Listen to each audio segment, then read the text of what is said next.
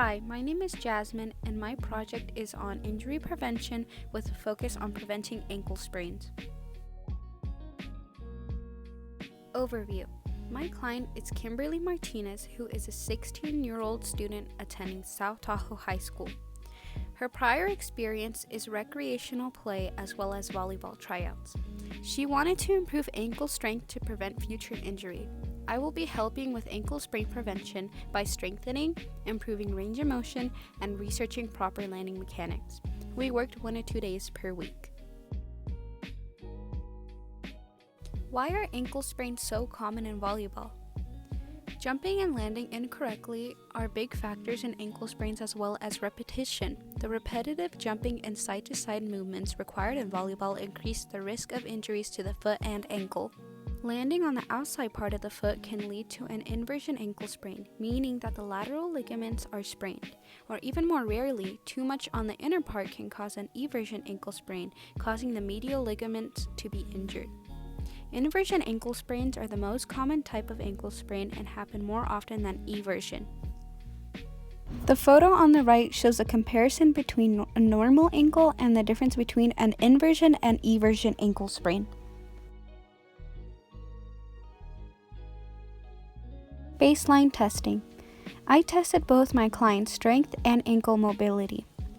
For the strength portion, I evaluated how many squat jumps she could do in under 1 minute. For mobility, I used the image on the right as a reference and tested her dorsiflexion, plantar flexion, inversion, and eversion with a resistance band to see how many repetitions she could do in under a minute. For the baseline test results, she got 23 squat jumps.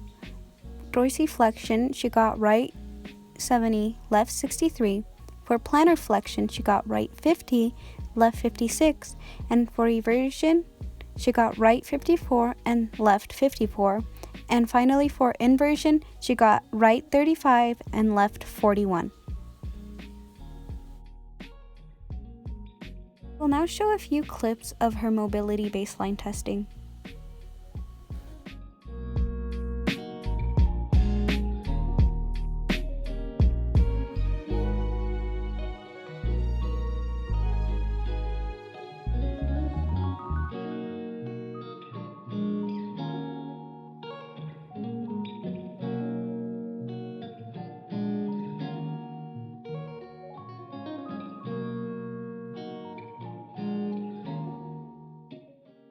Plan. I designed a program that will help strengthen her ankles, improve her range of motion, and we will also be going over proper landing techniques. The program will include ways to maintain flexibility by incorporating stretches that target the lower leg muscles, dynamic movement, and jumping endurance. To summarize, our 3 goals are to strengthen her ankles, increase mobility, and implementing a short lesson on proper landing form. Proper landing form. When you land on 2 feet, you want to make sure that both of your legs land at the same time, as well as having them hip distance apart. Your knees should be over your foot, and you should bend your knees at impact. Your knees and feet also should point in the same direction. Do not allow the knee to roll inside the foot or the foot to roll inwards. Having your knees and feet point in different directions is also an indicator of an improper landing form. The upper left image indicates a proper way to land with 2 feet, and the upper left image shows the improper way to land with 2 feet. Constantly landing this way is unstable and can result in future injury. The lower left image is an example of the right way to land on one leg. Your pelvis should be leveled, and your knee should bend at impact. Your knee and foot should also point in the same direction. The lower right image is an example of the wrong way to land on one leg. Your pelvis drops and is unsupported, and your knee and foot point in different directions. Also, your raised leg goes behind the standing leg.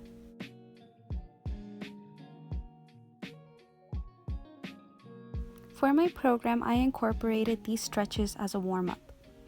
First, I included ankle circles, 10 each direction, both clockwise and counterclockwise each side. This is followed by an Achilles stretch.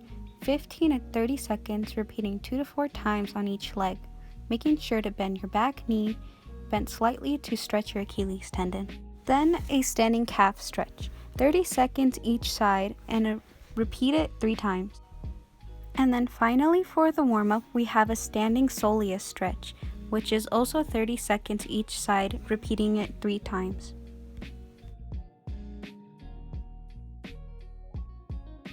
For this portion of my program, I incorporated exercises that would help with endurance, strengthening the lower leg muscles, and ankle stability.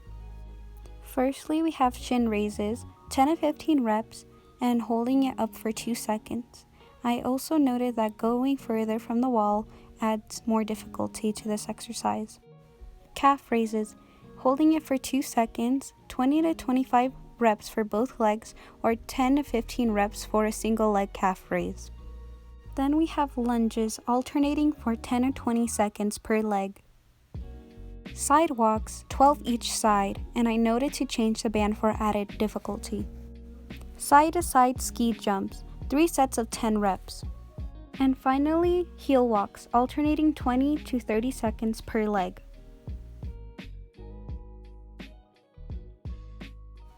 For my final results, my athlete was able to do more compared to her baseline.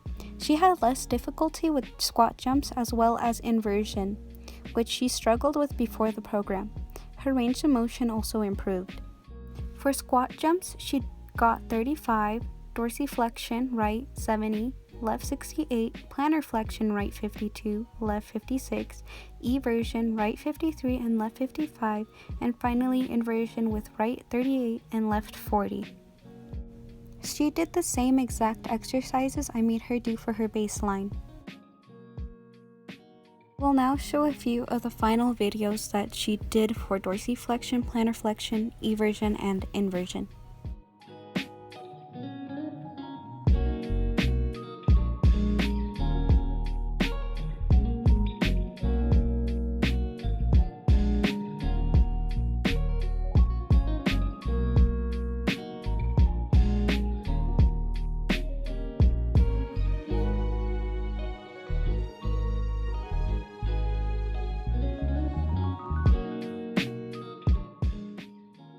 Thank you for watching my presentation on injury prevention with a focus on ankle sprains.